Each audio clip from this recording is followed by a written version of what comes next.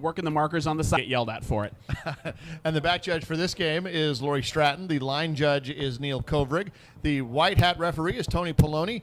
And then the sideline, what do we call it? Yeah, the line judge. The line judge is Sean West. And Sean West is actually the head of all the officials out here who come out. Most weeks there are 3 fields running, and there will be 3 officials on every field. And Sean organizes that with the help of our clock man, John Martin, who is also out there on the field as an official many weeks.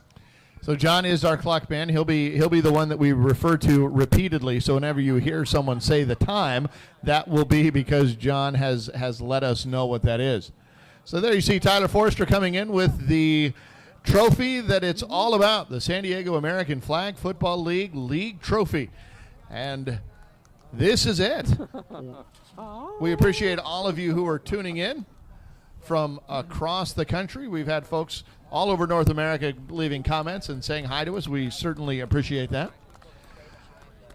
So with the first kickoff, to kick off the game is brought to you by the Sports Diversity Council and Compete Sports Diversity. Start off your news day, kick off your news day at CompeteNetwork.com. As all the fine folks there at Compete Magazine are tuning in as well. We appreciate you, Jared and Eric and Connie. We see you. Thank you so much. And with that, I'm turning it over here with the play-by-play and the broadcast are Dr. Joel Trambley and Tyler Foerster. Gosh darn it, I'll get that right at some point. Welcome to the broadcast, Tyler. Welcome back. All right, thank you. Good to have you. So we have HBC in blue, and we also have Harley Gray in gray. Harley Gray is going to be kicking off to HBC, going west to east. They're actually going left to right, north to south. We changed up the directions here this year with the championship field.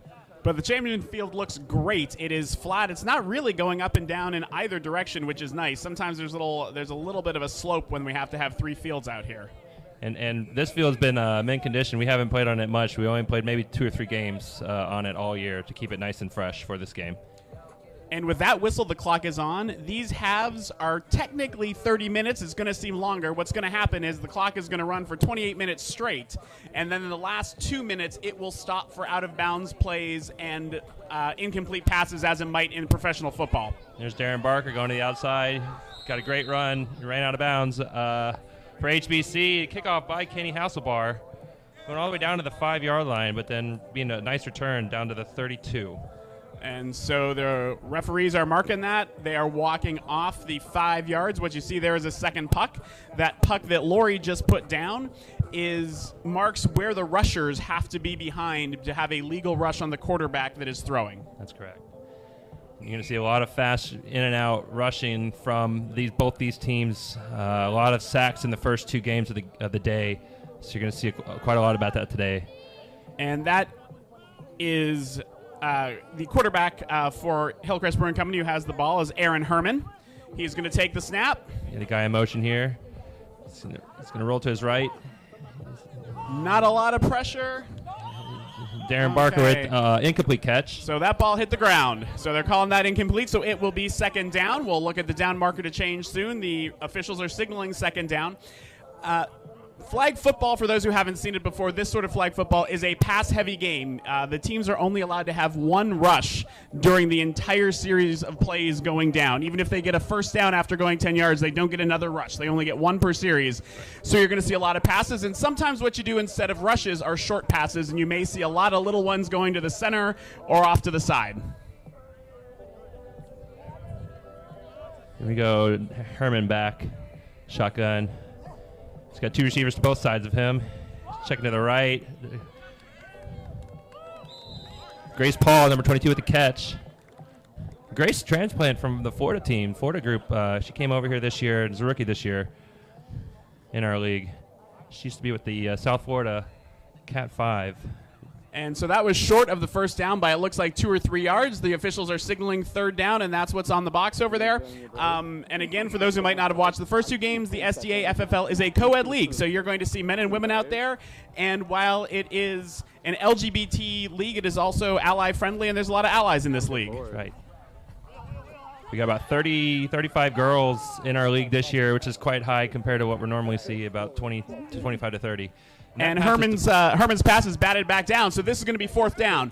Now, in this league, you are allowed to punt on 4th down, and you can call that you're doing it, but this is an offensive game, and you're going to see very few teams punt on 4th down unless they're way back on their side of the field. Absolutely. Your midfield punt would get you maybe, put them back to the goal line, but it's really not worth it. You might as well go for it here. And it's, 4th down and 2-3 yards maybe. And this is a situation where if you have a fast quarterback, you may see them run. This is a time they might use their run just to pick up that little bit of yardage to get that 1st down. Absolutely. And watch Aaron Herman and his pump fake. He'll sell those and get you to think that he's throwing, but he won't. Let's see if it happens here. It looks like man-to-man defense coming from the back. Yeah. And he's scrambling to the right. The ball's in the air. And it is out of bounds and incomplete. So we will have a turnover on downs, and that will give Harley Gray Grayhounds the ball at about the 38-yard line. You didn't see a single turnover in the last game with HBC, and it's already, the first 5 minutes you already turned over. We'll see what happens here. Harley Gray, you got Kenny Hasselbar, the coach. The backup quarterback really is Alex Otero has been leading this team at quarterback for the most part of the year. With the shoulder injury, he's not able to make those completions anymore. So when we talk about this as an offensive game, it's most teams score on most possessions on average. And when I played, my coach Eric Reisner said if you could get 2 defensive stops in a game, that was usually going to be good enough for you to win. And you just saw one of them here in the championship. That's right. See what happens with Kenny at QB. He's already sacked by Junior Buenda. And as Tyler said, that was a sack, and we may see some of those. Junior in on the sack. So what happens on that is you have to get the flags down, and so Junior was able to pull that flag before he got the ball away. Looks like there might have been a little bit of an injury to Hasselbar there. We'll see what happens as they get ready for the next play. Yeah, groin injury, I think, is what's happening. I know he had a leg injury in the previous game at 9 a.m. Alex is still out, but Alex is still able to play on defense, just not able to use that arm as much. And what you see the official over there by the down marker doing is signaling that they have to get 2 sticks. Usually if you're ahead of the first stick, you only need to get to 1 stick for a 1st down, but in this case they're going to have to go almost 20 yards. Will Warden with the catch, number 48, and sacked by number 7, Aaron Herman. Now I'm going to say sacked, I'm going to say tackled, even though there is no tackling in this league. It's by those 3 flags coming off your belt.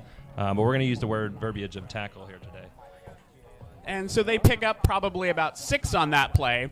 And again, as we talked about, they don't look at this as a down necessarily where they need to pick up the 1st down here. They're probably going to go for it on 4th. So if they can just keep picking up 6 or 7 yards, they'll be at that 1st down marker by the end of 4th down. And so the center's ready for the snap. You got a man defense right here. There's no one in the backfield, no one in the secondary. You got 1 rush here coming from Junior, forcing the quarterback to the left. It looks like they sacked her. Short of the 1st down, but we'll see where the spot is. Looks like it's 4th down and 2. And so as long as a player catches the ball and is not blocking the flags coming off, it doesn't matter if they've stopped moving at first or if they're kind of backing up or if the flags are missed. They are alive until those flags are down. So she picked up a couple yards just by backing into the defensive player who didn't grab her flags right away. And by the way, grabbing the flags is not as easy as you would think, and most players are not actually going for the flags. They're going for the belt because the flags will slip through your fingers, but if you get the belt, it's coming off. So again, we've got a 4th and 2 or 3 here.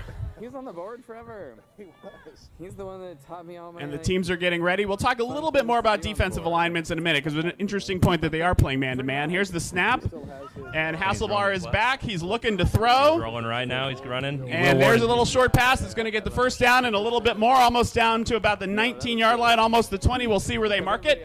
That's a 1st down, and the Harley Gray Grayhounds are continuing to move down the field.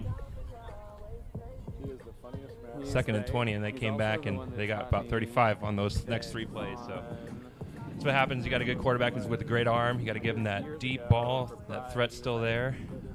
Good defense on both sides here. So talk a little bit about the defensive alignments in this league. So right now what we're saying is man-to-man because we can see there's no safety back there. A lot of teams will play some form of a zone. Sure. 1 safety in the backfield with 2 corners usually is cover 3, normal terminology here. Cover 2 is when you have 2 safeties. The corners are playing a little bit higher. So you can see that Aaron might drop back to a safety position here. Nope, he's rushing. So it looks like no one in the backfield. Simone BG with first catch for 6 yards. And so it'll be second and about 4, near where that puck is for the rushers. What we're seeing here from Hasselbar are some little sidearm throws, which is kind of nice because they can come with a little more speed, and they're not going to get knocked down when they're coming out of the side that way. That's right. He's got a great look, a no-look throw as well. And he can roll from, actually, this is Kenny. Alex is a great quarterback as well, but Kenny's got that good sidearm as well. Well, that's good, because I'm going to be doing this on Saturday, and I've got softball all day Sunday. So. And just to cover it, the rules on the rushers here, so you can see Junior Bundia there is right at that puck, and he's going to run in. He cannot run over a blocker, but the blockers cannot extend their arms at him. They just have to kind of be in the way. And so that's an incomplete pass, and it's going to be third down from the same spot. Yeah, that's what HBC needs to do. They need to put pressure on Kenny because he can check that down, but if he floats it over the middle and they got one guy staying there, it's an easy pick.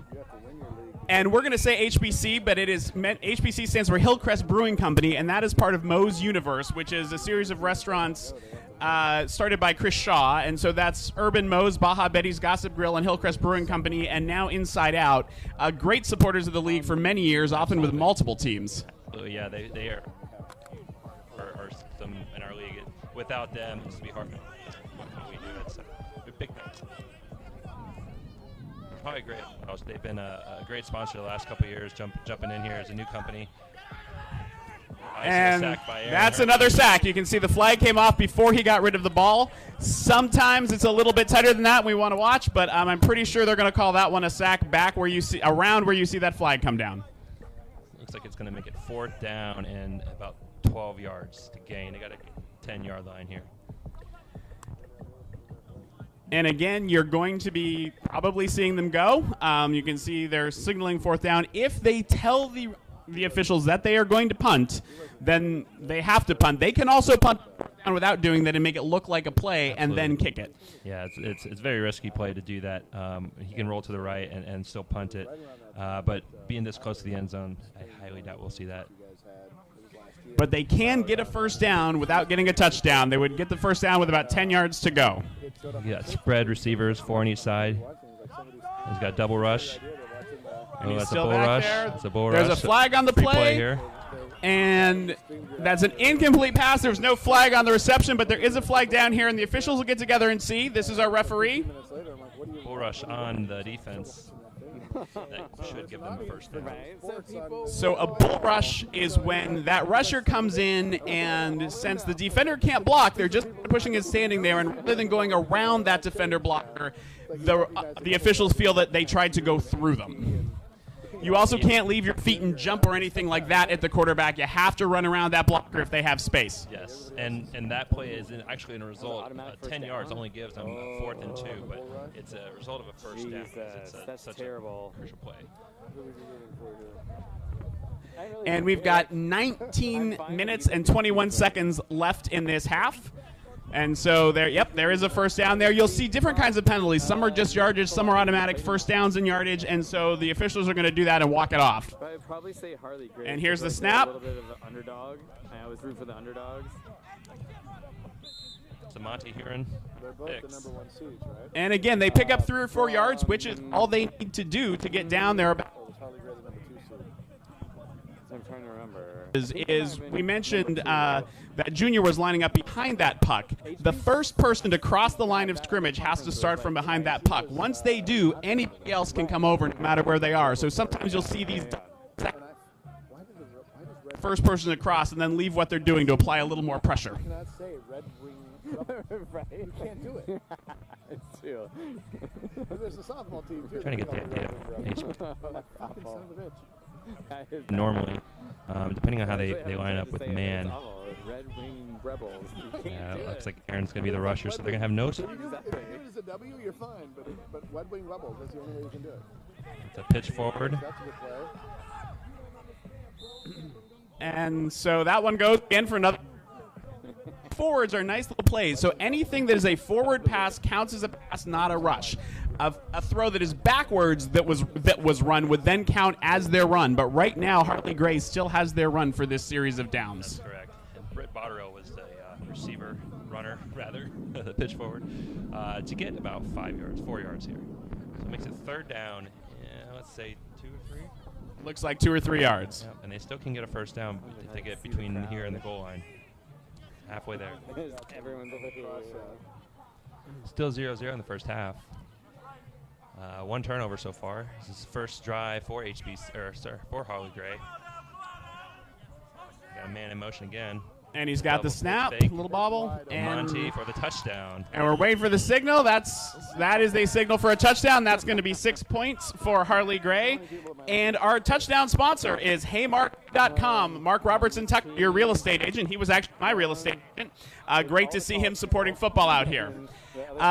Referee Tony just signaled that they are going for 1. You can do your extra point for 1 point or 2 points. 5-yard line. If you go for 2, it's from the 10-yard line. That's the only way you can score today. There's no kicking field goals. There's no other sorts of that. The only way HBC can score here is if they intercept the pass and run it all the way back 80 yards the other direction for 2 points. It's funny, like we haven't seen any of those today, but it could possibly happen. Almost like that way. And now we'll run on this play because the part where it doesn't stop, but it can be an untimed play later in the game. Kenny Hasselbar rolling left, and here you go. Here's that interception by Zachary Lewis, number 8, and didn't get out of the red zone here, but possibly going back for 2, but did not. One of the things that happens that we find as officials in this league is as soon as you talk about whether something will happen, it did. And so just as you said, can run back. And so there was actually a play, I'm told, a couple weeks ago where it was run back, it was lateraled, and then the other team actually got it and came back down the other way because the play was still alive. It was quite a play. Too bad we didn't have cameras rolling on that. This score 6 to Harley Gray to 0 HBC in blue. And now, as you see, there's no again. Now we just start with Hillcrest Brewing Company at about the 15-yard line. There's a double rush, delayed rush. And we got a long pass, our first one really of the day. It was incomplete. Intended receiver is Roger Don, number 1. Jordan Williams on the coverage. Roger has been in this league a long time, I can tell you. He was on one of my teams his first year that he ever played. This is his 12th, and I think his brother Brian is at 13. So big, crucial, critical players in our league have been here for a long time. I know that Junior Blenda, as far as been around the league as well for a very long time, a philanthropist at that too. He's been a lot of donations to communities, charities, for kids all around this community in San Diego. Yeah, I believe the San Diego Flag Football League runs the junior involved in running that for many years. It's a great fundraiser, and in recent years, more sports league in the softball league has been and tries to help support, as do many other sports leagues in the area. I think they're on year 11, going on year 11 right now. So We Care 10 just happened. And the SDAFFL also helps with Easter baskets around Easter time. We do. We have an Easter drive here. All these players bring an Easter basket for the underprivileged children, and we pass them out to a community service here to, looks like Farrow with the catch and the run here, number 10, Jordan Williams on the stop. But it's a great service we do here as well. It's a great tradition. So that was on second down. It was a pass play, and you can see that Steve got a few more yards there by his flags not coming off, staying off his knees, and then getting a few more. So we've got a 1st and 10 from about the 38-yard line. Taking everything slow. And they're ready for the snap. The whistle's been blown. Herman goes back for the pass. Grace Paul with the catch, number 22. That was a nice catch right on the sideline. Feet were in bounds, so that's a catch, and then cut back in. You are allowed to juke a little bit to keep them from hitting your flags. You can move your waist, but you cannot use your hands. That's called flag guarding, and that's a penalty if the referees see you blocking someone from pulling your flags with your hands. Sometimes it's very obvious. Sometimes it's a little harder if you're moving your hands when you're running. Yeah, and we have a 1st down again. The idea is to keep that ball up as high as you can, so when you're running, it's kind of awkward to hold two hands on the ball and run at the same time, but you want to keep it up so you're not getting a penalty. Not a lot of pressure here, a lot of time in the back. Now throwing deep. Hector Haro for the touchdown, number 12. Yes, Lori has signaled that is a touchdown, and again, our touchdown sponsor for today is Mark Robertson Tucker at haymarkhay.com. Go to haymarkhay.com and check him out if you're looking for some property or have some to sell. That makes the score 6-6. HBCE looks to be going for the 2-point conversion from the 10-yard line. They've been doing this all day. Last game against Red Wing, they had 2-point conversions all day because Red Wing started that rhythm. They've been coming back and forth, so I think they're going with that 2-point strategy for this game. If you're doing well on them and have good plans, it can be a great strategy. Unlike pro football, these aren't gimmies. And here's the snap, back again. And Brennan Tran. That looks like a conversion, yes. Sean has signaled. So that's going to be 8-6 in favor of Hillcrest Brewing Company.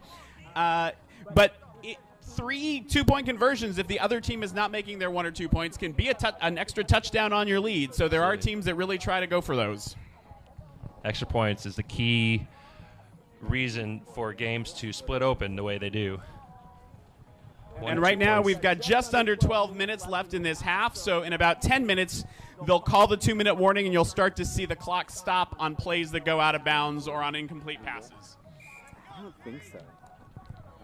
Another point on that run, we haven't seen a run yet even though they have them, but you always get the extra option of a run on those 1 and 2 point conversions after the touchdown. That's right. And we got the Kenny's snap. run count is refreshed here for this series because there was a turnover and change in possession. Simone Bigi with the catch, and it looks like about 2 yards. Not a lot of yards there. So what we haven't seen are many deep throws, and that's not actually that uncommon. Some of the biggest plays in these games are short passes where a flag gets missed or where somebody can cut open with a lot of speed and can just outrun everybody.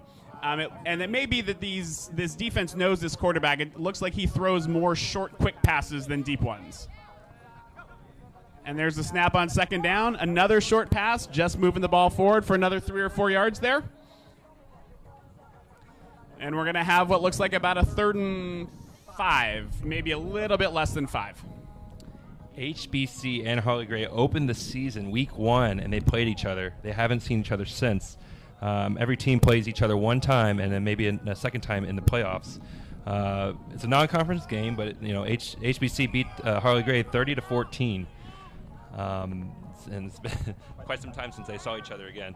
And they're both in 2 different divisions, so this game is a non-conference game previously in the season, so it doesn't really matter as much as to your wins and losses. So. And almost on cue, we have a deep pass and then a juke by number 10 here, and the flag was pulled at about the 20-yard line. That looks almost like a 35 to 40-yard play there, and I think they were just waiting with no safety back there to get somebody broken deep down the field. That was a great play. Yes. Aaron Herman was the first defender on Brittany Botterill, the catch by number 10, and it was Darren Parker who came in from the...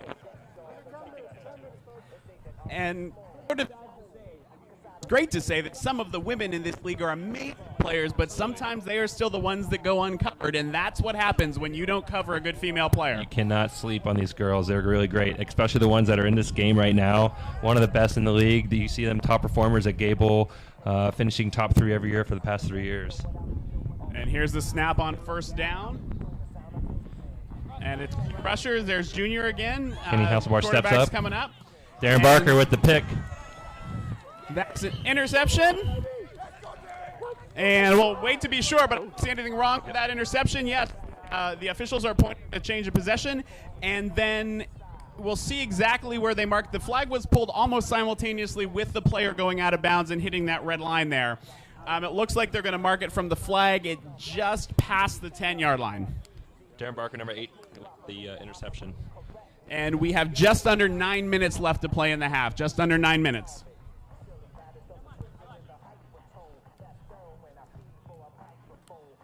So it may be interesting to see how this goes. With Hillcrest Brewing Company being ahead, there might be a little clock management to play here. They could make this a long drive and run out a lot of the clock. A little wind picking up here from the west. Grace Paul. Deep pass. Intended target Grace Paul, number 22, barely missed, and it's all because Kenny was right there to kind of deflect her vision there. If he actually touched, but certainly in her time. In flag football, it used to be that there was something called face guarding, where if you were blocking too much, that was a penalty. That's gone. Pass interference is only a penalty now if there is contact in certain ways. That is correct. Blocking the vision, you don't even have to turn your head anymore, which used to be a rule for a little bit of time, but now you don't even need to turn your head. Just no contact, and you're good. And if it is contact, it's a spot foul. In the rest of the league, in the National Leagues, it's a 10-yard penalty. Here in San Diego, we give you that spot foul. And we've got, again, not much pressure, but so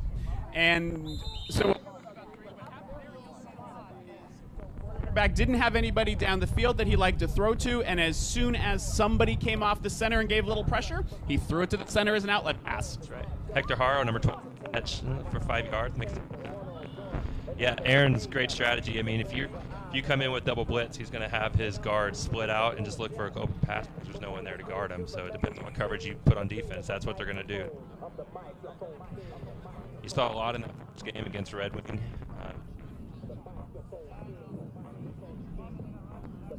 So we've got a third down snap coming. Snap is away clean. And this is going to be tight. So it looks like the down edge Kovrig is short. What makes those sometimes difficult and hard to see from where we're watching, probably where you're watching at home, is what matters is where the ball is, not the person, not the flag. So those officials are trying to judge where the ball is, and you will sometimes see players with the ball outstretched in front of them pick up a little more yardage. We've got a fourth and short here, and they're going to snap it back, which is interesting. It looks like Aaron's going to run it. Yep, and you saw it right there, Aaron making sure with that stretch. One of the interesting plays we talk about as officials is on those fourth and shorts, actually, if they're willing to use their run, it's really hard to stop the quarterback from standing under center and just reaching because you're not allowed to come across that line unless you come from behind that puck. So it's really an almost unstoppable play if you do that. Absolutely, and it's critical that Brittany Botterill got him, only giving up maybe 2 yards, but he's used his run before he even got to the 30-yard line, before midfield, and that's huge because now that's not a threat anymore. You got to play the receiver straight up. That's a great point, and you won't want to give the quarterback all the time, but he can scramble around back there, and if you have all the receivers covered, he can stay there all day, and it's up to you to decide when to go. Here they come on a delayed one, and it gets an incomplete pass. Darren Barker, a 10 receiver, looks like he ran a broken, let's say a 94, so it's a 9 seam with a 4 intake, so it's about 20 yards down the field. Broken play, but he's looking for anything. He's trying to get open.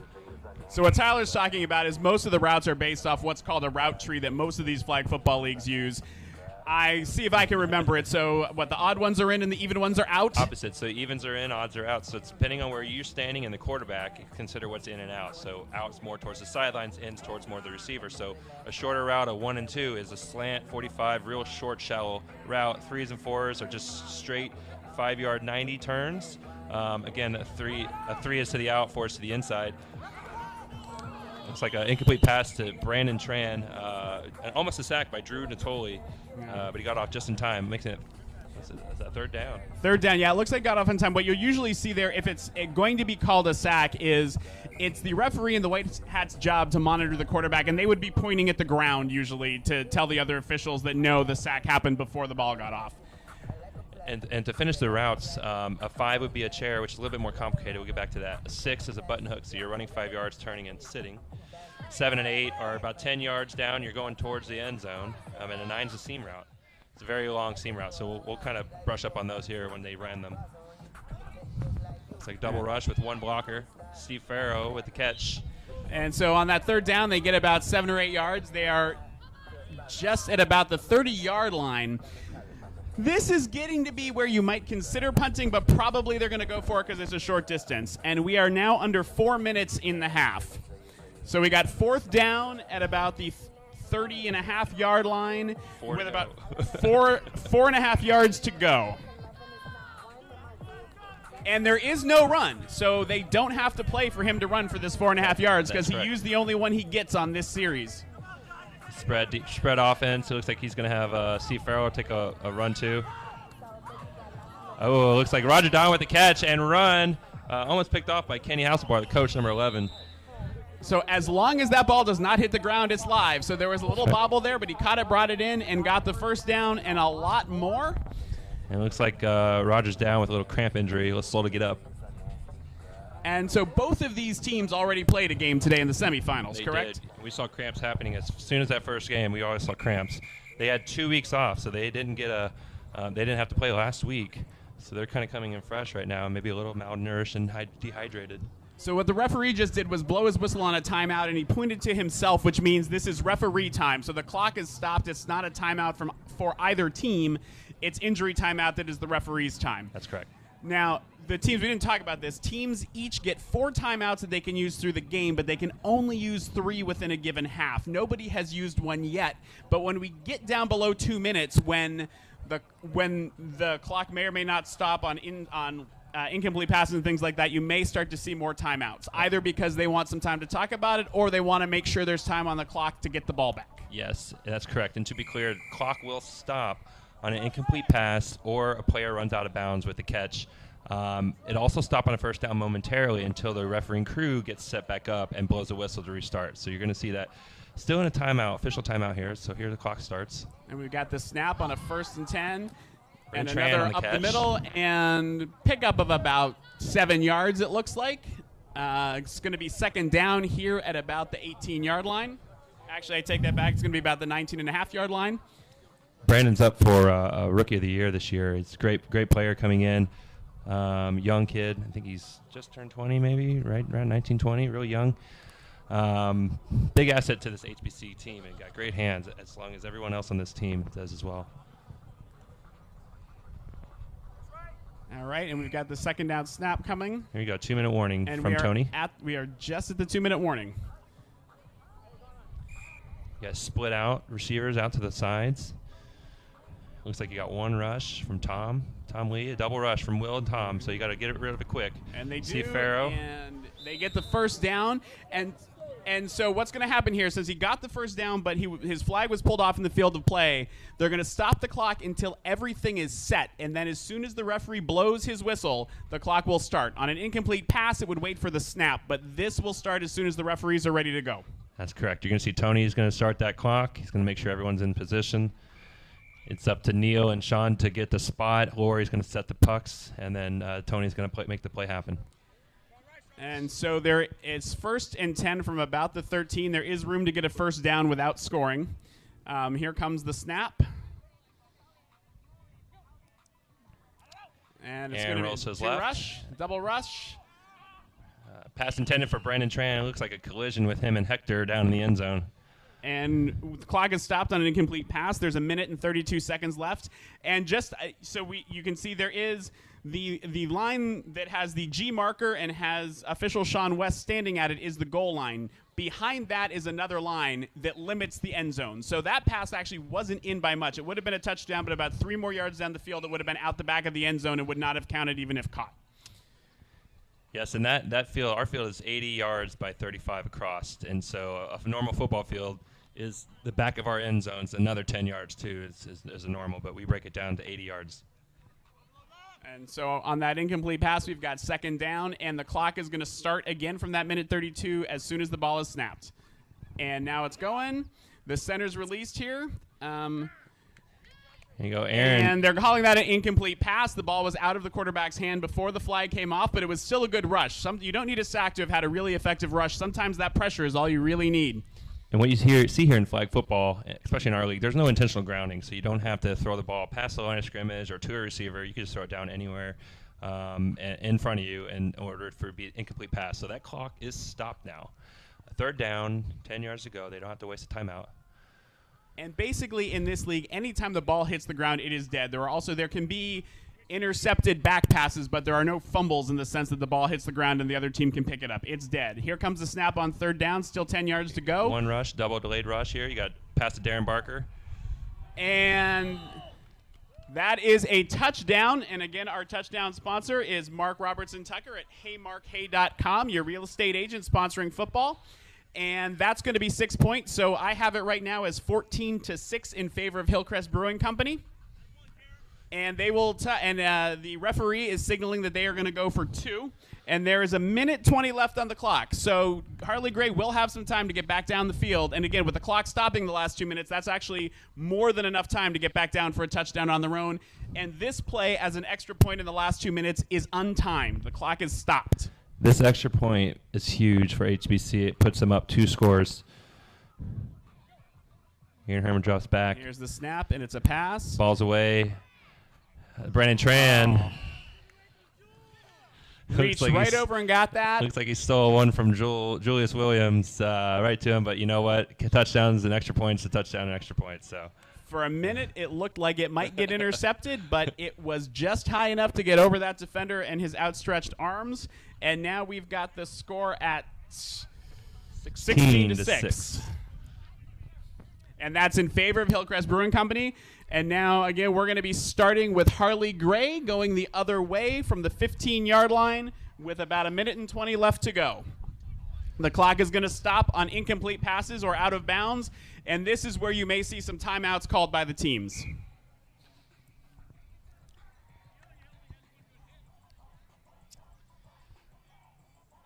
And again, this is not long bomb territory necessarily. There is plenty of time to move this down the field. There is a timeout.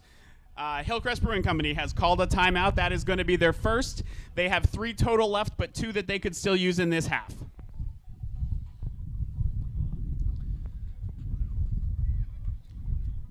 And it looks like the referees are conferring there. They're just going to make sure everybody's got the same score and everything written down correctly for later. One of the things these teams are really good at is making sure that they get the call right by talking to each other if need be and making sure that they all confirm with each other what's going on in the game, especially as it's getting tighter and the time matters a little bit more. I think the sun's trying to peek out here in San Diego. It'd be great to see that sun show what we're really about. We're all about sun in San Diego, SoCal. And there's a snap on first down after the timeout, and it's another sidearm pass. Ward. He's got a first down, so the clock's going to stop momentarily. Mark it. The down judge is, signaling. So putting his arms up like that is signaling that it is the clock stopping, and the only reason it would do that on that play is that it was a first down. And, again, this clock is going to start as soon as the referee blows his whistle. We haven't talked about that as much, but the play can't start till the referee blows his whistle. And what'll happen sometimes is the teams will get too excited, and there'll be a foul on the snap because they don't wait. And there's the clock going. I got my board crew working those chains today, so put them to work. Pass to wide Jonathan open Valdez. down the sideline, and the receiver gets a few yards and then wisely gets out of bounds again to stop that clock. If his flags had been pulled on the field, that clock would still be running. Right now, as you can see, we're over halfway down the field, and there's still 1:03 left. So only 17 seconds have come off the clock since the last touchdown by Hillcrest Brewing Company. It's plenty of time when you have that stop clock. In a 30-minute running clock, a lot of time comes off in those because the clock keeps running, but you can get a lot of coverage. You can actually do another series on the way down if they don't. If they score too quickly, like HBC, as you've seen in the Red Wing game prior, they came down with under a minute to go. And so you heard the official blow the whistle, so the play is live. They can snap it, but they do get time in between. They don't have to be right up there, and there's no reason for them not to take the time and make a good play. We've got the snap on a 1st and 10. Kenny Housebard drops and a back. Double rush with only one blocker. Steps up, and Junior Buena gets the sack. Gets the sack. Now the clock continues to run on a sack. You might get a timeout here from Harley Gray, and we do. It's hard to do that. You rushes with one blocker, and you got to step up in that pocket. I think there's 2 blockers there. Step up in that pocket, and Junior got a nice snag on that belt, make it pop off. You got 55 seconds left in this first half, the championship finals here in San Diego.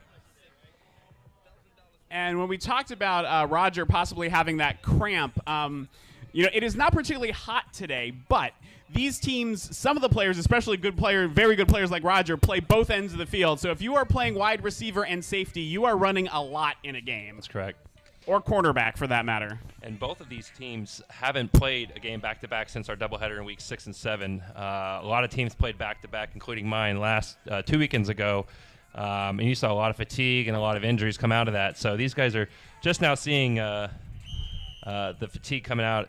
It's incomplete pass to Drew Natoli, number 55. A little too low for him to grab that.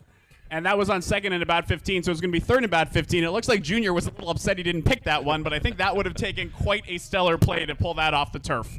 We've seen a couple of those where it pops off that shoe, doesn't hit the ground necessarily, and pop up and go the other way. So he was expecting for that pop. And as officials, we hate those because everybody is sure it hit the ground. And trying to convince people, no, you saw it hit the foot and bounce up and it never hit the ground is not always easy for the team that didn't get the ball going their way. We're at 51 seconds left here. Third down. Looks like 14 to gain. Got to get down to the 25-yard line. Looks like Moon Hussein's on that He's rush. rolling out, turning back around. Did not hit the sideline. And Will Ward gets it. Completes the pass, and the player gets out of bounds. They pick up maybe a yard. Maybe a yard, yes. So unfortunately what that play did was take a lot of time off the clock for a play right now running back there. There's 40 seconds left, and the clock, since the player went out of bounds, the clock will start on the snap. This is a 4th down. Now, is this a place where you might punt given you're near the end of the game or end of the half? That's a good question. Aaron Herman's got a great arm, so it doesn't matter where you put him. You can put him back at the 10-yard line. He's still going to march down the field with this much time left. But I think you got to be safe and go for that punt maybe. But when you're down, they're chasing 10 points. You got to maybe just go for it. It's a championship game. There's, win or go home here. And knowing Kenny, chances are they're going for it. And they do have their run left, and you will see some interesting plays. People have some plays drawn up for this, hook and ladders and things like that, sometimes to get those extra yards in a tight spot. Especially with how juniors rushing, they're going to need to send 2 back. Look like they're sending 2 again. So they got 2 rushing, nothing open yet, scrambling around. They need to set a block. Around, and now one of the players gets out there, and they pull the flag. So unless something happened, and I don't see any flags, this should be a turnover on downs at about the 27-yard line.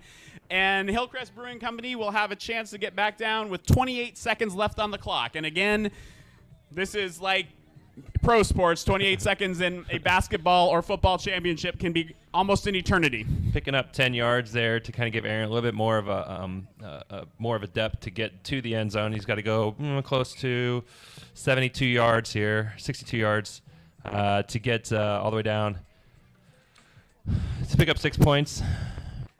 And that pass was to Monty Huron just for 10 yards, not enough what they need. They're 4 yards short. That one would have required somebody missing a flag, which does happen. So, if that's what you got, and he was under a lot of pressure there. Here comes the snap on 1st down. And it looks like he's going to throw it. He's got a receiver open in the middle. Hector Haro. And again, there you go. Flags were not pulled until the second defensive player got there. So we are coming all the way down to it looks like the 20-yard line. We got 18 seconds left on John Martin's clock here on the sideline. I'm almost a little surprised that they went for such a deep throw first, because you don't really you'd like to eat this clock on this series of plays, but that's all that was open, and that's what he found, and it was sitting right there in a soft spot in the zone. That happened because they sent 1 rush and they had 2 blockers, so Aaron had plenty of time. He could have sat back there for another 30 seconds, but time would have expired, so it's good that he got rid of it. It's good that he got rid of it. That's true. He had to get something positive there, and it was a very positive play.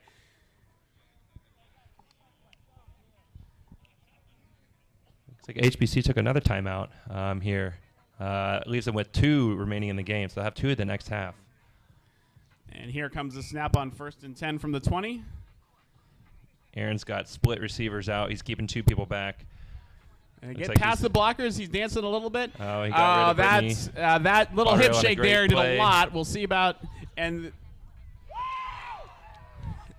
that looks like it was a good.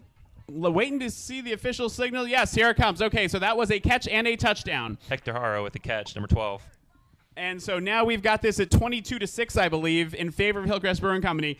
Interestingly, we can check here with John, but okay, there were still 5 seconds left. I was wondering if there would have been another play after that. It turns out that there would have been, but can't say enough about that scramble in the back. Number 10 there from Harley Gray was right on his flags, and a sack in that moment might have changed whether this was a score or not, taking so much time off the clock and moving them back. Brittany's got great speed, so when closing on that quarterback, Aaron's got good shifting of the hips movement, so he got out of that sack, came up to the line of scrimmage, and fired a dart across the field to Hector Haro for that touchdown. Now they are going for 2 again, as you talked about earlier in the game, Tyler. This seems to be their strategy, is to keep piling on the points if they can make their 2-point conversions. And this is untimed, so Harley Gray will get the ball back with 5 seconds left. And they're 2 for 2 on these 10-yard conversions. And the ball's up. Looks like it's going to be out of bounds here. That's out the back of the end zone. So with 5 seconds left to go in the half and Harley Gray to take over the ball, we have 22-6 in favor of Hillcrest Brewing Company. That's going to be halftime. That's halftime. There are now 5 seconds left. That's halftime. All right, so halftime score is 22 for the Hillcrest Brewing Company Royals and 6 for the Harley Gray Grayhounds. And we're going to keep the cameras going live. We're going to take a little break here and reset for the second half in about 10 minutes.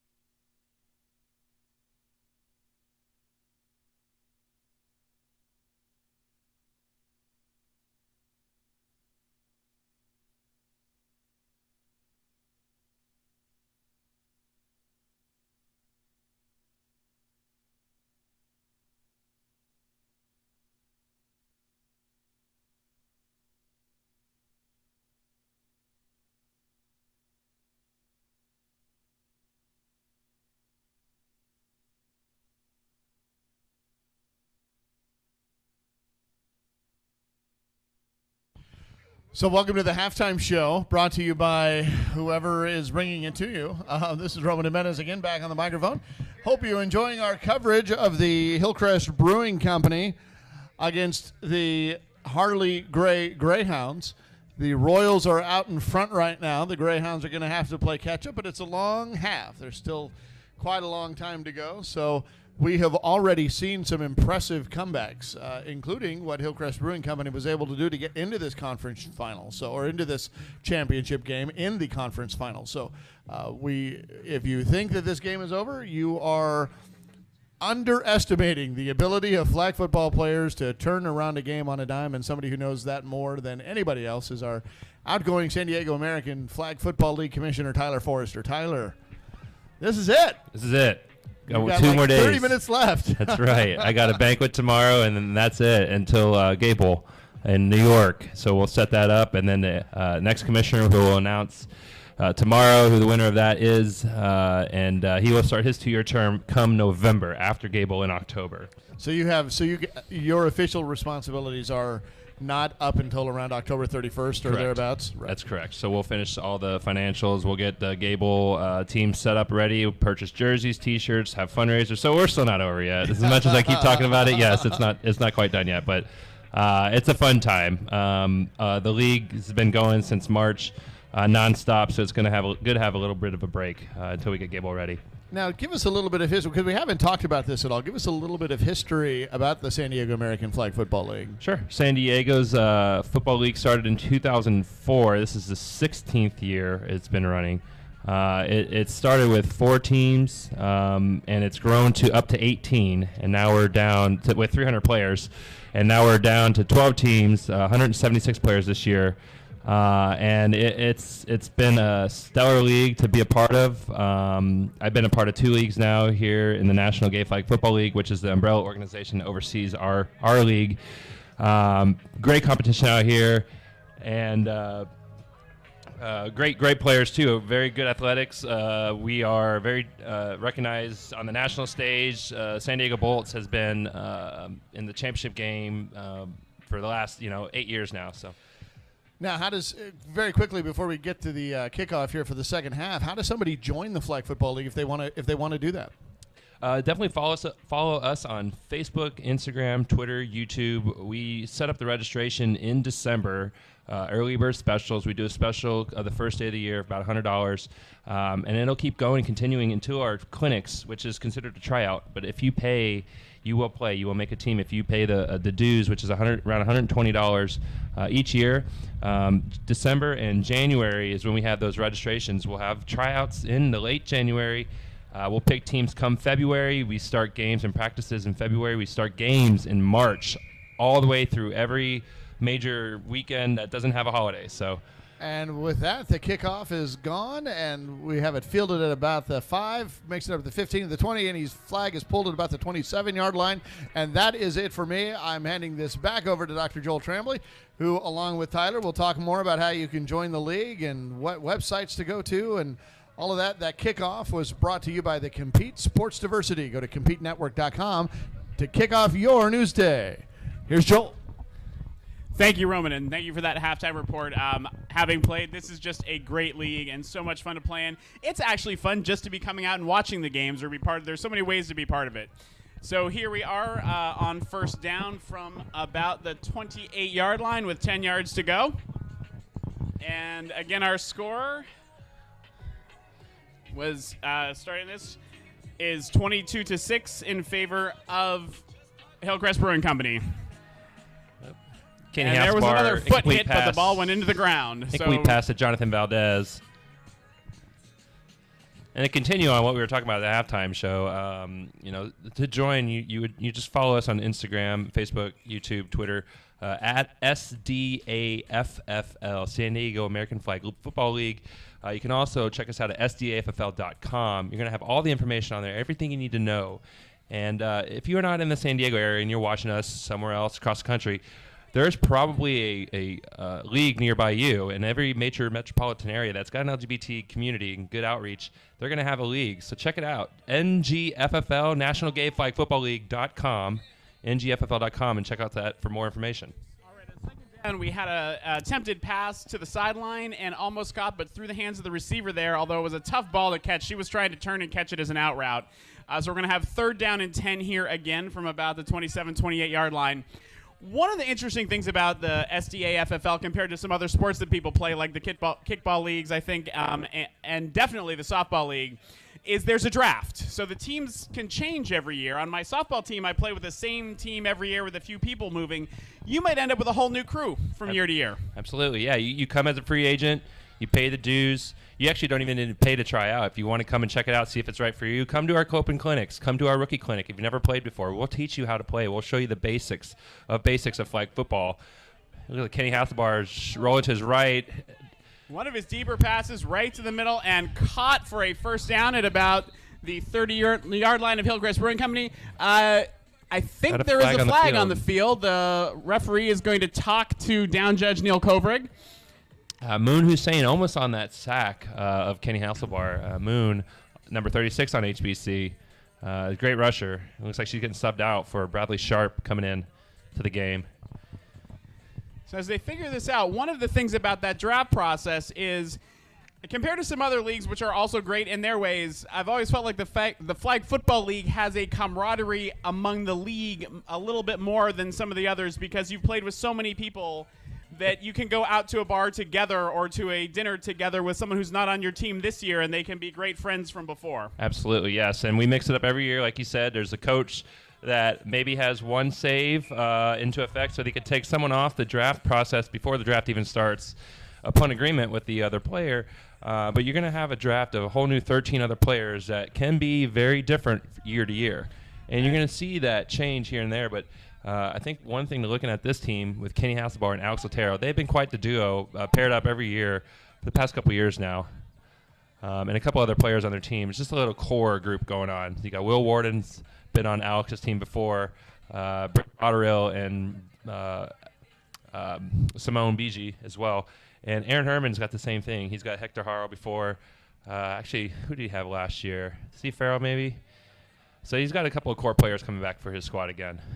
And on that first down play, it looked like he tried to dump that Hasselbar tried to dump it up there right in the middle and just threw it a little over the head of the receiver. And so we're going to have 2nd and 10 again from the 30-yard line with Harley Gray trying to catch up here in the second half.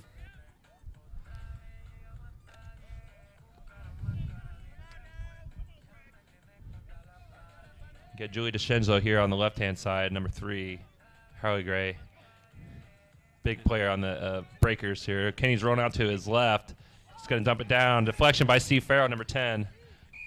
And that is a great play by Farrow. That's that kind of defensive play that can really change a set of downs. All it took was a finger, but that pass was going to be short, and there was a lot of running room if that blocker-turned receiver had been able to get that ball. So saved a lot of yards there. Incomplete pass. We're still going to be on the 30-yard line with a 3rd and 10, and they're huddling here.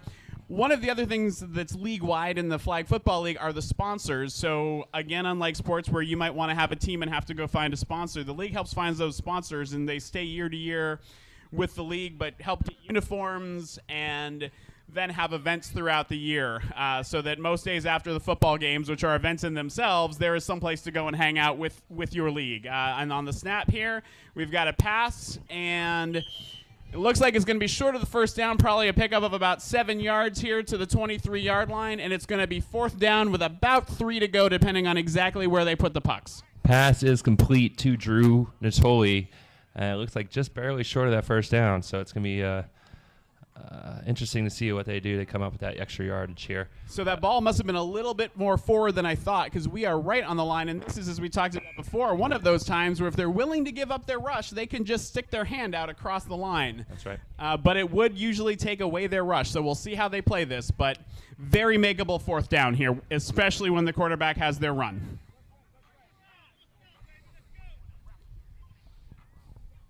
So he's going to take the snap from the shotgun. We got a person in motion. Looks like it's going to be a false start play here. So we'll see if we get any more about it. It could be it was a false start motion. That was the signal by Kovrig. I'm not sure if it was on the snap. Sometimes when you have people in motion, things get a little hairy there. And the other thing that can happen is if that person in motion is running forward at the snap, that is a foul on its own. But that, I think, was just a snap infraction with a false start, and we're going back 5 yards. So now it's 5 1/4 yards and 4th down still. Great call by Neil. It looked like one of the receivers on the far end was just leaning forward to create that motion. And we're in week 12, and all those are going to come out now. So got to sharpen those penalties up. And so once that ball is set and everybody's looking like it's about to be snapped, nobody can move until that ball is snapped, or it's an infraction. So right. We have the snap here on that 4th down, and now rush. 5 a little bit. And a Simone nice BG. catch by number 5. The flag pulled right after the catch, but that's enough for the first down, and we're going to move down to a 1st and 10 from somewhere between the 10 and the 15-yard line, depending on the exact spot. Simone BG, number 5. Again, great hands. 3 girls on this team, just great receivers, and you can't sleep on them because they're just as good and very talented women that set the Breakers, the San Diego Breakers, above the pack in the women's division here at Gable.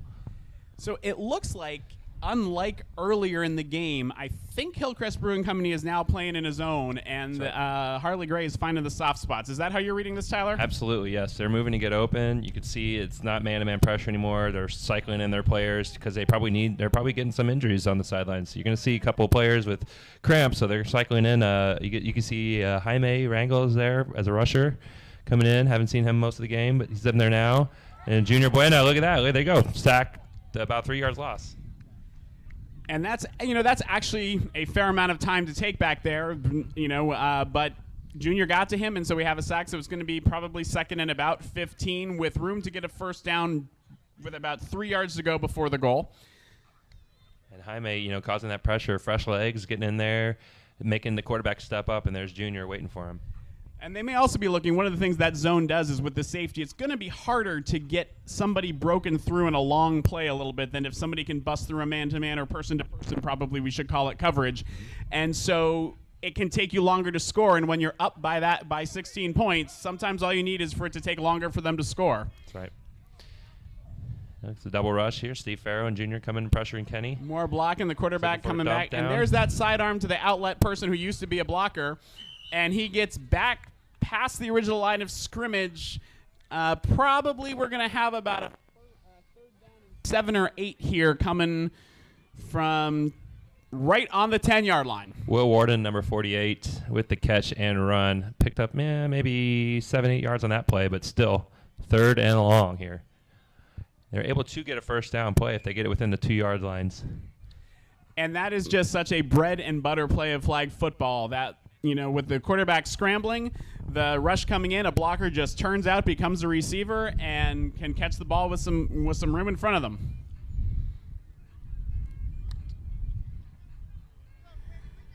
The other thing you'll see, are short drops to the center. Sometimes people forget to pick up the center after they snap the ball, and if they do, the ball could be coming right to them. This time the center's coming back to be a blocker. A double rush. And nice catch in the back there by number 10 again. That's good for 6 points. That's a touchdown. And again, our touchdown sponsor is Mark Robertson Tucker at heymarkhey.com. Your real estate agent. He was my real estate agent, and I definitely recommend him. Britt Botterill with the catch, giving them 6 more points. 19:40 left in this game, in the championship game. And it looks like Harley Gray is going to go for 2, which is pretty much what they need to do if they're going to catch up, since Hillcrest Brewing Company made some 2-point conversions early in the game.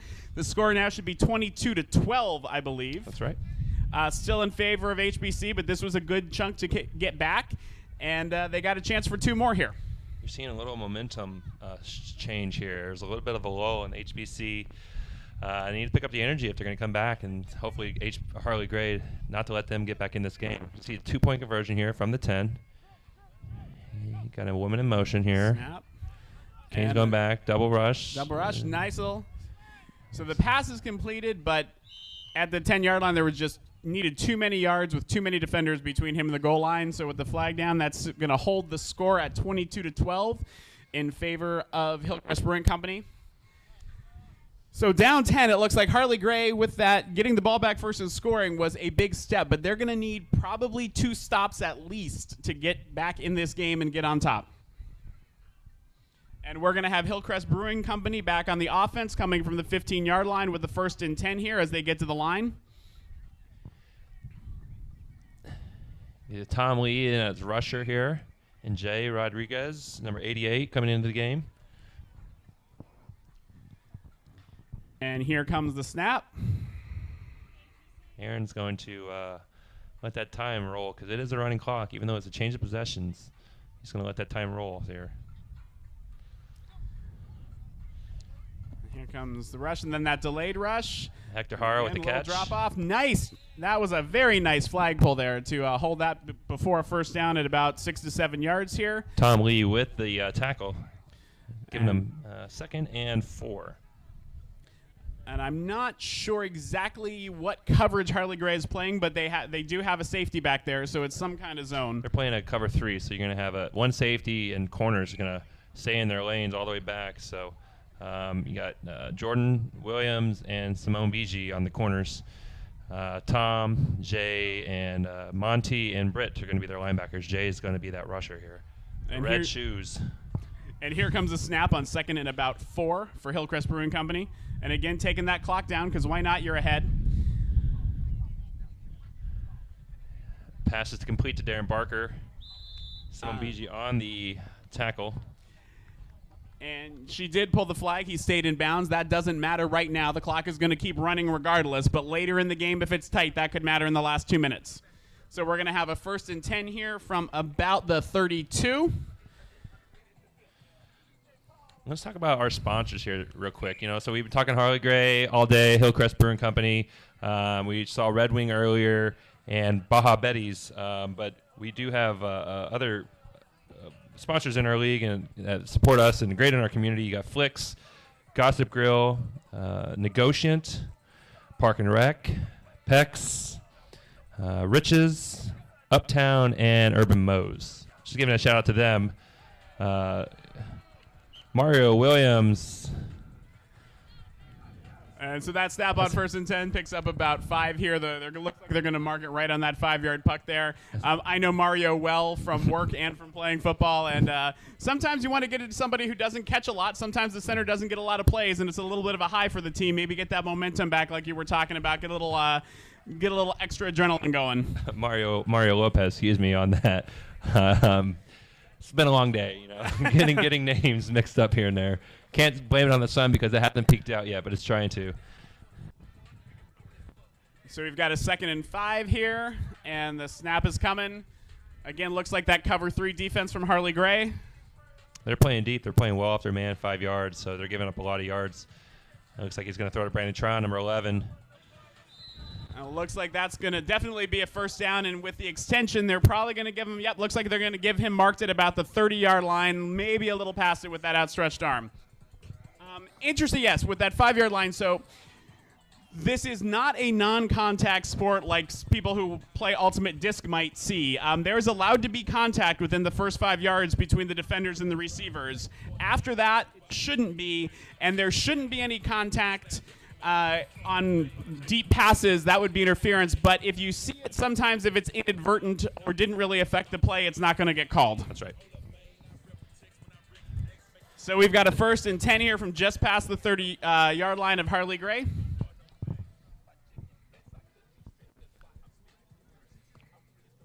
Aaron's taking his time getting that 10-second count. You got 2 double rushers. One gets through quickly. Sidearm pass to the middle again. And that's going to be another first down here for Hillcrest Brewing Company, down possibly a little bit past the 20-yard line. So a 1st and 10 from about the 19. Brandon, number 11 on the catch. A little more than that. Closer probably to the 18 or 17.5-yard line here. First down.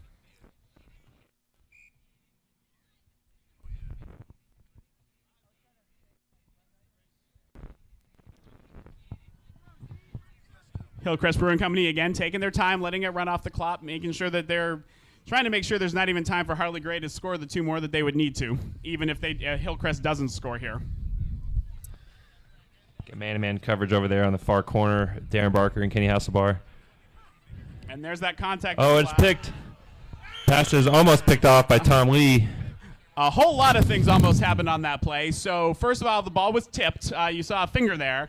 And then it was almost intercepted by number 34, then almost knocked into the hands of number 4. But 34 there had the good sense to knock it down and not let it become a completion for Hillcrest Brewing Company. It was a good attempt to get the interception and a great heads-up play to make sure it didn't become a completion. Absolutely slick with the play. It's a good thing. Julius almost had that ball if it wasn't for Tom to get it out of his hands again, but Tom was clear for a takeoff for 6 points down the other way. There's no one in front of him, but that could have definitely been the momentum swing that Harley Gray needed right now, down 10.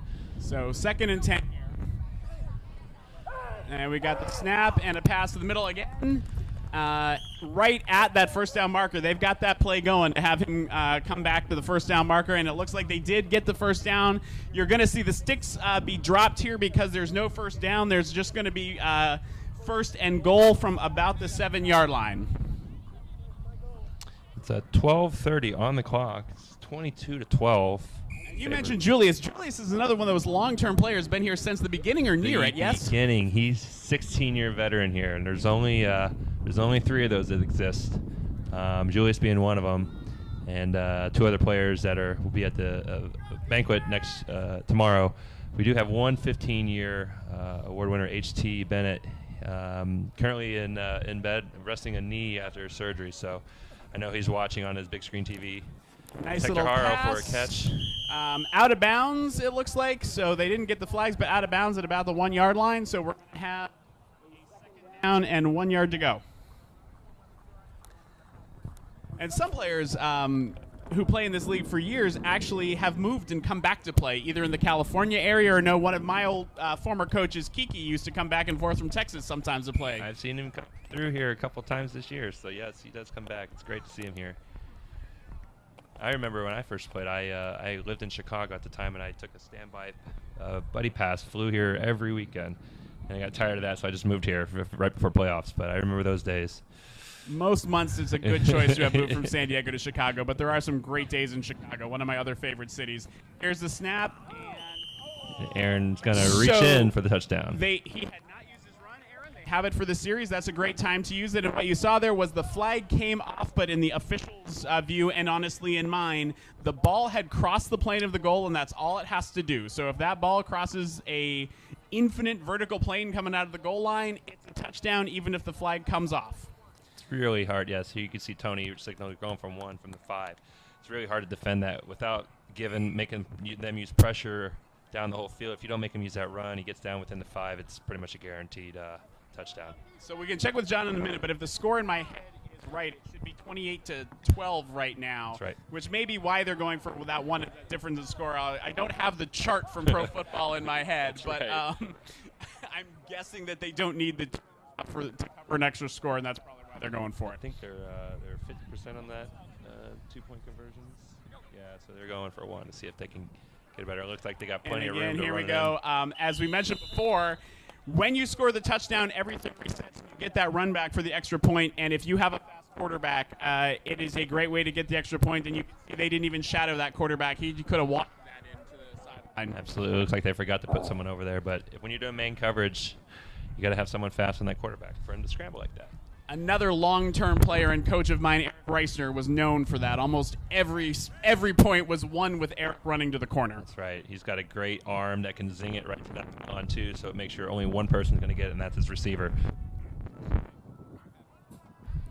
All right, so at 28-12, the score in favor of Hillcrest Brewing Company, we are going to have Harley Gray going 1st and 10 from the 15-yard line. And we're going to go right to left on this series. 9:18 to go in the game.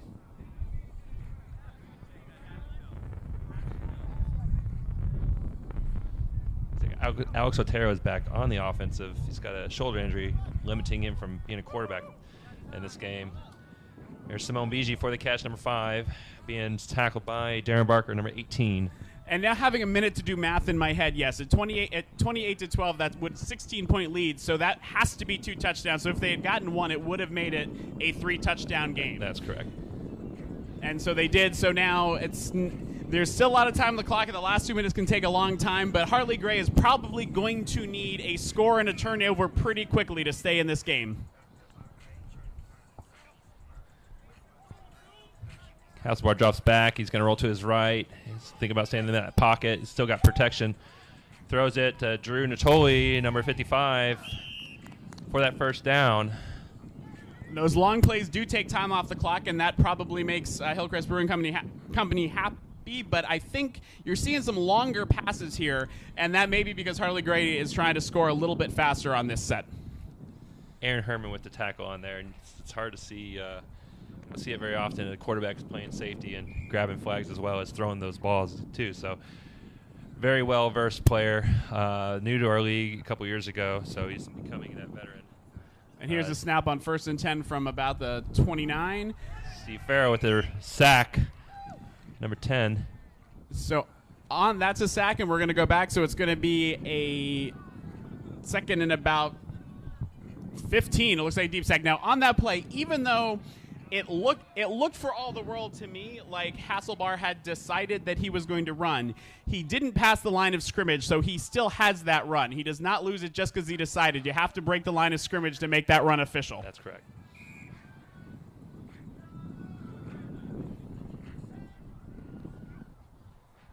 And here's the snap on 2nd and long.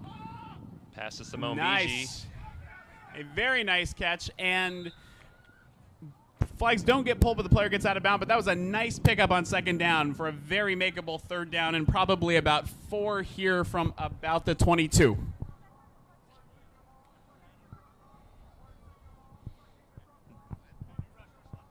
It's going to be 3rd down, about 3 to gain.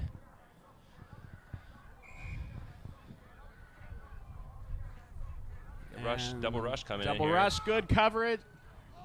Kenny Hasselbar 2, Alex Otero almost broken up, almost intercepted by Hector Haro, number 12. Dangerous pass there. Good to knock it down. It's going to be 4th down. Definitely with the score being what it is and where they are with 4th and 3 or 4, they're going to be going for it here. They have to. A nice check down, 3 yards, get you that 1st down, very safe play. Those runs to the end zones could be kind of difficult. And we've seen this happen maybe twice already today with especially HBC only needed 2 yards and giving up that first series turnover. But not a bad time to go for it on 3rd down there. Absolutely. with the defense possibly thinking you'll do a dump to get that 1st down. Harley Gray's in 4 down territory here. They always got to go for it. Drew Natoli with the catch. 1st down. All right, so we're going to have a first down. It looks like it's coming from the 10, so it's going to be 1st and goal. You'll see the chain team putting those chains down. From the 10, so that makes it nice and easy. And again, time is going to be becoming a factor here. We have 5 minutes and 27 seconds left on the official clock. So even though they have 4 plays to get that in the goal line, they'd like to do it quicker than that and see if they can get a stop from Hillcrest Brewing Company. Split receivers. He's got 2 on each side. He's got 2 blockers staying put. Ooh, Jonathan Valdez on the drop pass, almost complete. Almost there, exactly. That pass was, I'm pretty sure that's exactly where he wanted that. That pass was thrown so that only that receiver was going to catch that ball. Very low risk of an interception. It's just hard to pick those up off the ground. He had a really good really good attempt to get it there, but just a little low. And again, even though that was an incomplete pass, we are not under 2 minutes, so the clock doesn't stop. So they're going to want to try to get up to the line here and get this play off fairly quickly so they have time to keep getting back in this game.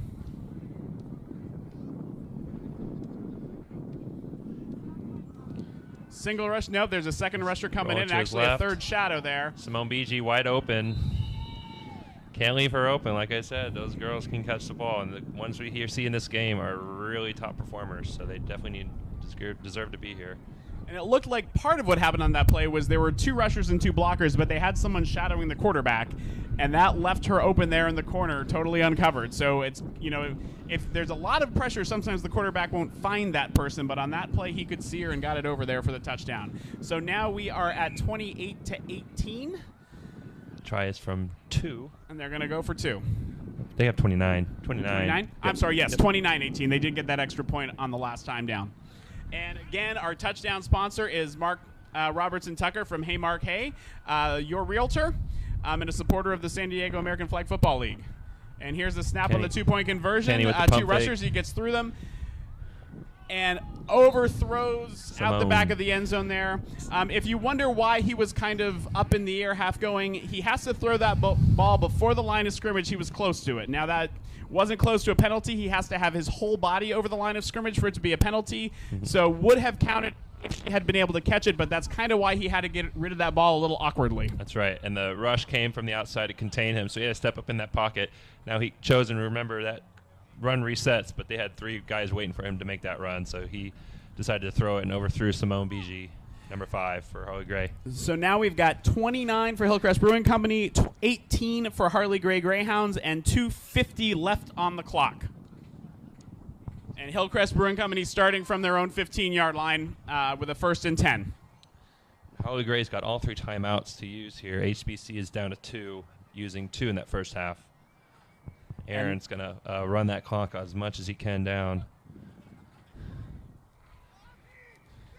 Great block from Mario Lopez. Junior looks like just overthrowing the receiver. Stopped running. He's got to keep running. And so it's going to be 2nd and 10. Harley Gray needing a stop here. And sometimes, oddly, this is where the games start to change a lot because Harley Gray is going to probably have to dive a little bit, maybe go for the interception a little bit more. And if they don't get the knockdown or the interception, you may see some open receivers getting a lot of room with the ball. 2-minute warning here. Tony, our head ref, made that call. So now, again, the clock's going to stop on out of bounds and incomplete passes, and they're going to stop momentarily for first downs, but the Blue Royals here are not going to want that to happen, so they're going to keep that ball alive as much as they can. So Harley Gray with officially 2 minutes left. In reality, it's going to be a lot longer than that, but it's still they can still get back in this game, but they really are going to need to stop here. He's got 1 rush coming. Looks like there you go. It's a sack from Drew Natoli. Clock is running. And wisely used a timeout there by Harley Gray. And so didn't lose a lot of yardage there, but it's going to be 3rd and 10, and Harley Gray putting up a good defense here when they need it.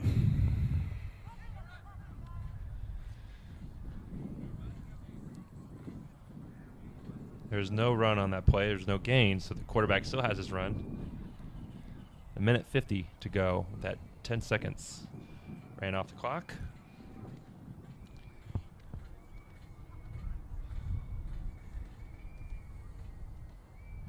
The winner of this game is featured at the awards banquet that we have set up tomorrow. It's held at the Lafayette Hotel in Hillcrest. Venue starts at 4 o'clock, and we've got an awards banquet dinner at 5 with the awards at 6, so it's going to be a great time. Haven't had it at the Lafayette in a long time. And so here we go with a 3rd and 10. Maybe a touch more. And Clock's here comes the start snap. on the snap.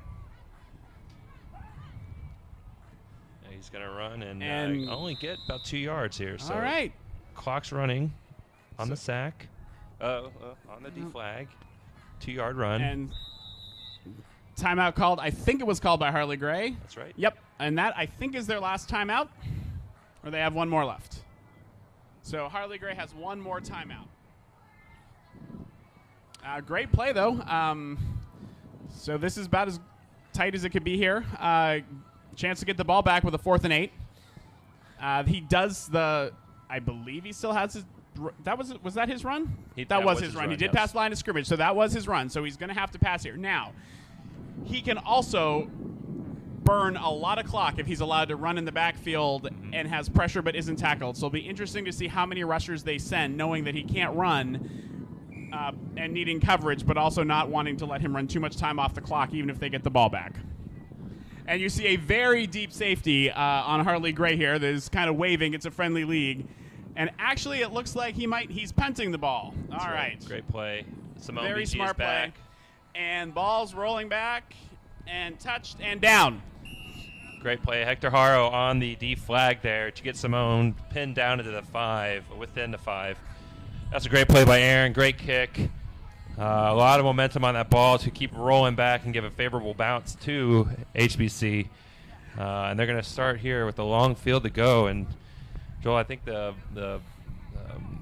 possibilities of Harley Gray coming back, they're going to have to score real quick and hope for a miracle on an interception of some sort, because Harley Gray could run the clock out, because HBC could run the clock because Harley Gray has only got 1 timeout to use.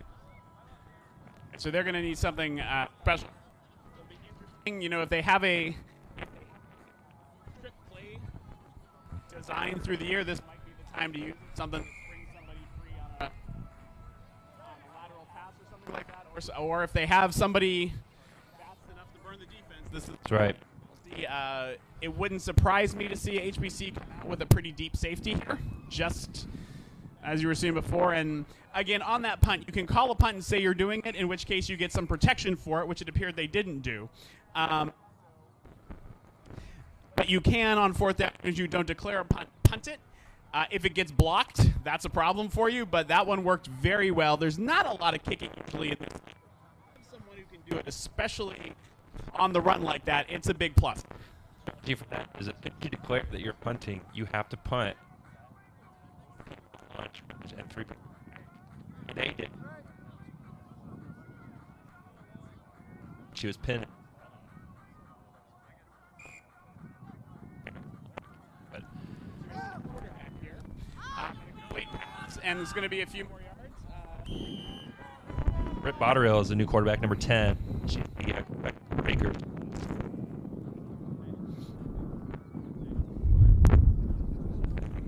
Fencing her under 2-minute drill. And since that was not a first, the clock's going to be running. That was a complete pass. And 55 seconds left on the snap. And still the quarterback, she's running around looking for an opening. And again on the sideline, same receiver. That's going to be a first down. That's going to stop the clock briefly. Hard sometimes because she came down facing the inside with that ball. Would have been great to get out of bounds, but kind of hard to do, and she would have had to do an interesting twirl to pull that off. So great to make that catch, stop the clock. And again, as soon as you hear that whistle blow, they're probably going to be going. Pass caught by Simone Bijou, number 5. Harley Gray. Brittany's back again with 2 blockers for 1 rush. She's going to have a lot of time. She's going to get rid of it soon. Trying to find a receiver, yeah. She's still behind the time line of coming up the scrimmage. clock here. Great throw And to again, Simone nice. again, number 5. That's going to stop the clock briefly. Little connection here. First and 10 from about the 35 and a half, 36 yard line here, just in front of that marker. No quitting Harley Gray right here, moving it down the field.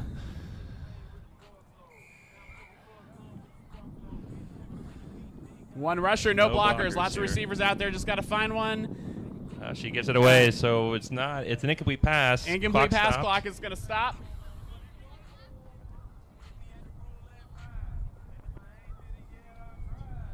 And it looks like about 20 seconds on the clock. Second down and 10 from, again, about the 35, 36 yard line.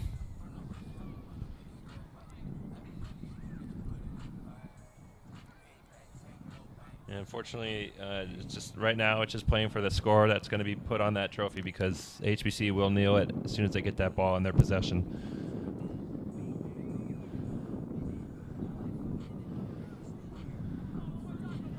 And on the snap, another nice pass. Tom and it looks like he Lee. did get out of bounds with his flags on. Cut right through the defense there, and it's going to be a 1st and 10 from about the 28 of Hillcrest Brewing Company. Tom Lee with the reception. Will Warden put a big hit on Steve Farrow at the very end of that play, but a lot of momentum going on still. Even though it's only 20 seconds left, there's going to be a lot of physicality still playing.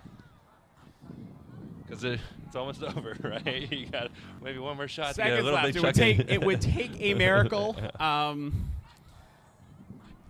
But it's still good to see people being competitive out there. 2 blockers. And working it down, and another incomplete pass. Incomplete pass is signaled, not a sack even though the flag came off. Looks like they're discussing a little bit of confusion about where the receivers were going to be. Maybe a 3 run instead of a 4, an in instead of an out. That's often a problem and an easy mistake to make.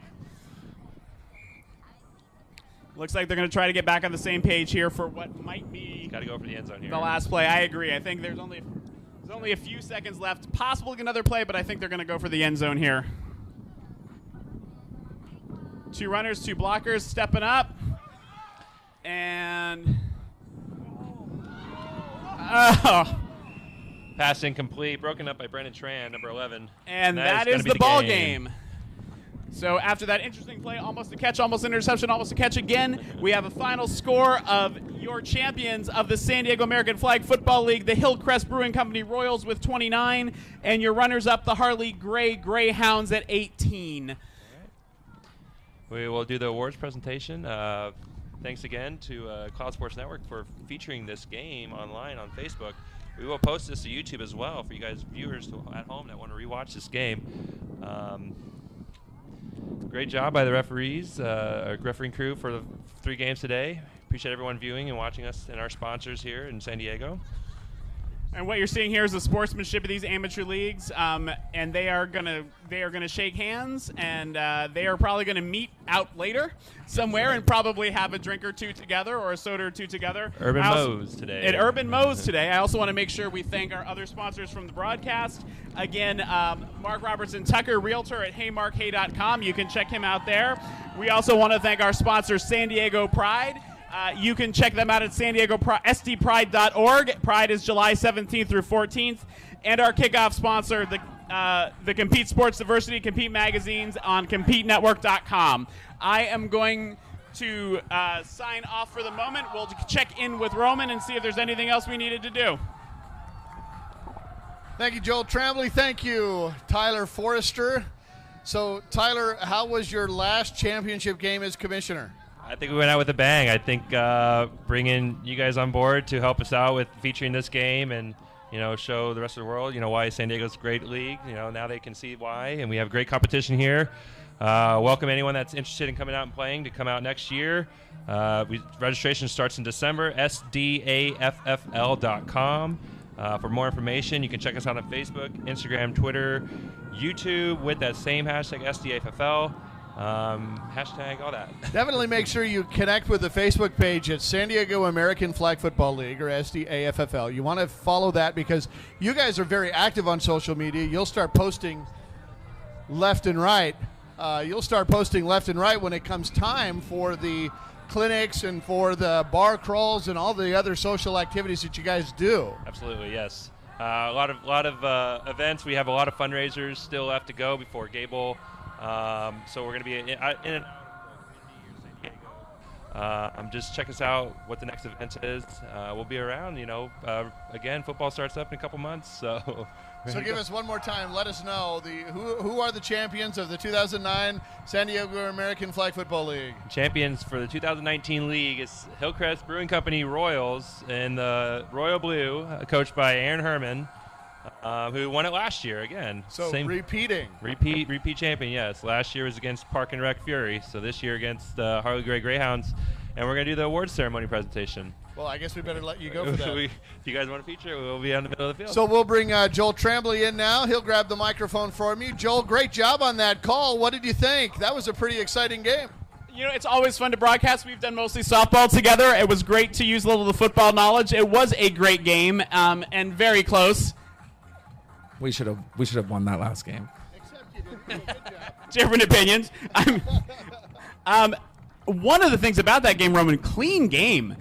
I think only 2 or 3 penalties, not a lot of flags, and not anything really controversial. There was in the game before this timeout at the end that left some people head scratching. I think the refs got it right, but very clean game, very well played game. Saw a lot of the things that happened in flag football. One of the things I think didn't get mentioned enough is, in addition to this league sends usually 2 or 3 teams to the Gay Bowl, and San Diego has a history of doing extremely well in the Gay Bowl, multiple year champions. Now, tell us about the referees that we had in there. We had Neil Kovrig as the down judge. We had Jerry as the side judge. So we had Neil Kovrig as the down judge, Son West, who's the head of the officials, as the line judge on the other side. Lori was the back judge, and Tony was our white hat. Now, that's an all-star crew. Every one of those officials wears the white hat in some of those games and is a great referee on their own. They picked Tony to lead the team today, but any one of them could have done it. It was great officiating. We didn't talk much about it during the games, but there are mechanics to this. There are signs, and you can get the game done without knowing those things, and I am far from perfect at those things when I officiate. I am not as good as what you saw out there, but it looks very clean and professional when everybody knows the signs and has it right, and they did a great job. It looked awesome, and the game ran very smoothly. There was no fighting. There wasn't a lot of contact. It was a very clean and great game to watch and announce. We also need to give a shout out to our timekeeper who kept letting us know exactly how much time was left when the 2-minute warning was coming, all of that stuff. And that's something that they don't always have as a clock on the side. The clock is often on the field, and like I said, when you're the white hat, one of the reasons I don't like to do the white hat, even when it's been offered to me, is you have to keep the clock as well as keep your eye on the quarterback, as well as keep your eye on the snap. It's one more thing to do. And so it's nice to have it on the sideline. It was very nice for us to be able to check with that very easily instead of having to run on the field or get signals. And that was John Martin, who's another white hat. Yeah, so thank you to all of those officials. We're going to step out of the picture now and let you enjoy the well-earned trophy presentation for the Hillcrest Brewing Company Royals, as this is Tyler Foerster's last opportunity to hand that trophy off as commissioner. So we'll turn off the microphones from now, but Mitch Barnes, Phil Trambley, Tyler Foerster, and we're going to be off the air for about 3 or 4 months. We have a major announcement about our next venue that we'll be at here in just a couple of days. So we're very excited about that. We're going to be doing a little hint here in San Diego. We're going to be just going up to Freeway a little bit in August. That's all I'm going to let you know. It's a major announcement. We're very excited about it. And it's all because of this because we knew that there would be a audience for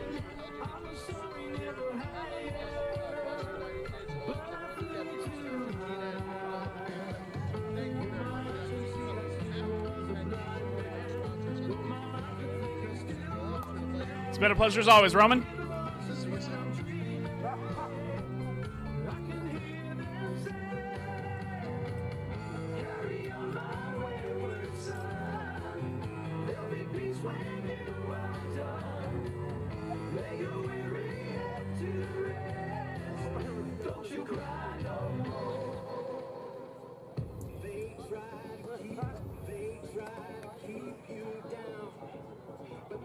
No denying your